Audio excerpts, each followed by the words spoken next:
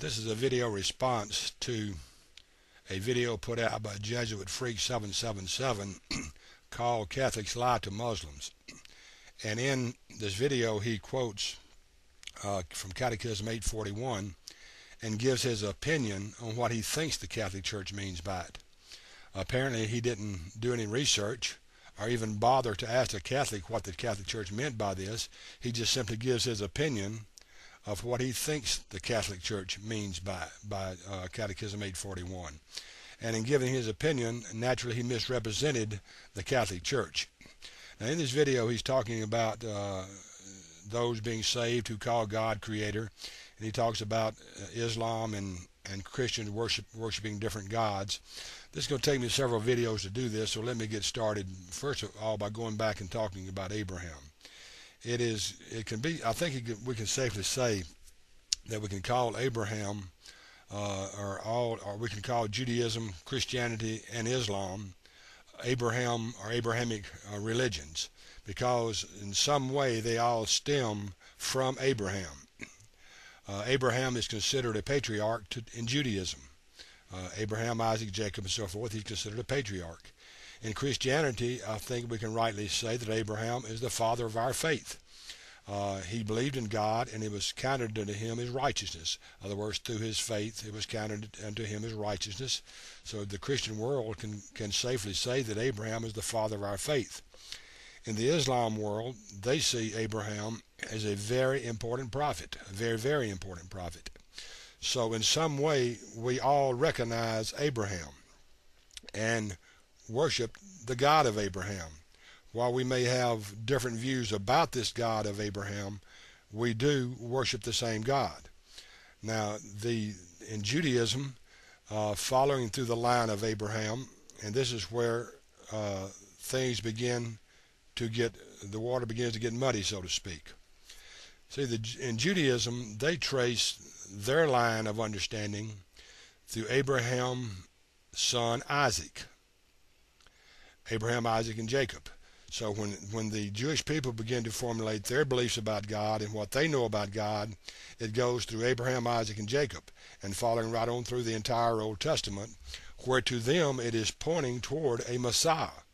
They're looking for a conquering Messiah who would come and deliver them from the Egyptian bondage or the bondage of the Roman Empire, or whomever it may be, but they're looking for that type of Messiah. So they trace their roots right up to the New Testament. And there's where Judaism separates from Christianity. Judaism will not accept the New Testament writings, especially those pertaining to Jesus as the Messiah, because they do not recognize Jesus as the Messiah. They will see Jesus as a prophet, but they will not recognize him as the Messiah. Now, in the Christian world, we will follow our teachings through Abraham as well, Abraham, Isaac, and Jacob. And thus we're following the teachings of Judaism in the Old Testament and all the things that point to the Messiah in the Old Testament. The difference is when it comes up to the New Testament, Christianity accepts the writings of the New Testament, especially about Jesus Christ and the grace that he offers, whereas the Judaism doesn't, the Christian world does. But still, Judaism believes in the same God of Christianity. Thus, the Judeo-Christian background that you hear quite often. The same God, just different beliefs about the same God. Now then, here's where the water begins to get muddy at. Islam does not trace its roots through Abraham, Isaac, and Jacob. It traces its roots through Ishmael, not through Isaac. They're following the same God, but they have different teachings about this God, because it's going through the line of Ishmael, which was a bondservant and not a free person like Isaac. Paul talked about this in the book of Romans, where Christianity comes through the free person of Isaac and Ishmael through the bondage of Hagar and so forth, showing how Christianity is separated from the two. But they do not trace their roots through Isaac. They trace them through Ishmael, and thus they have a different view of God than what Judaism and Christianity would have about God. But it's still the same God, regardless of where they trace their lineage. Is still all stemmed from Abraham. Judaism has a different view of God because they don't accept Jesus. Christians have a view of God because we accept the Old and the New Testament and the teachings about Jesus Christ, whereas Islam doesn't accept Jesus as the Messiah at all. In fact, doesn't even recognize the teachings of Christianity or Judaism because they trace their roots through Ishmael. And this with the Islamic world goes on up to the time of the Prophet Muhammad, where all of a sudden he comes along and this distorted view they had of God already begins to get more distorted through the teachings of Allah, who they would call God and would worship as God, but a totally different type of teachings than received in Judaism and Christianity. Not only did they begin to get a distorted view through the line of Ishmael, but now they come up to the writings of Muhammad, and that image is marred that much more through what Christians would call the teachings of Islam. Now then, Judaism believes they're right. Christianity believes that it is right. Islam believes that it is right.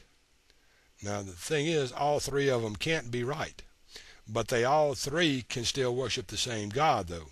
Regardless of their view, whether it's true or distorted view, they can still all three worship the same God. And there is where the misunderstanding, I feel, of a lot of Christians comes into play today, where they do not realize that the seed separated from Abraham through Isaac and through Ishmael, and that the image of God, according to Christianity, became distorted not only in Judaism, but in the Islamic world too. So what it is, Christianity is saying we're right and that the others are wrong, where they're saying, no, we're right and you're wrong. And that's where the water begin to have gotten muddy at when we come up from Judaism, when we get to the New Testament, and from Islam through us going through the seed of Isaac and them going through the seed of Ishmael. So now then, let's look at this a little bit further now.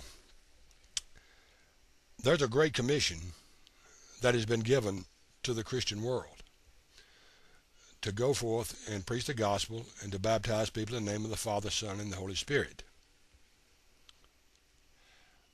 I would like to ask you something. Would it seem reasonable to anyone for the Catholic Church to say to the Muslim world, no, you don't worship the right God, so we're not going to have anything to do with you? Or would it seem reasonable to say to the Jewish world, no, since you reject the Messiah, we don't want to have anything to do with you either? How can the Great Commission ever be accomplished if you do not build relationships within the Islamic world and the world of Judaism as well? It can't be done if you're going to turn your back on people who deserve the gospel just as much as anyone does and not have any type of ecumenical relationships with them. It just doesn't make sense, does it? And I see I'm running out of time on this video, so I'm going to take up the rest of the misunderstanding that Jesus Freak 777 had in the next video. Until then, this is Ben Golly saying, God bless.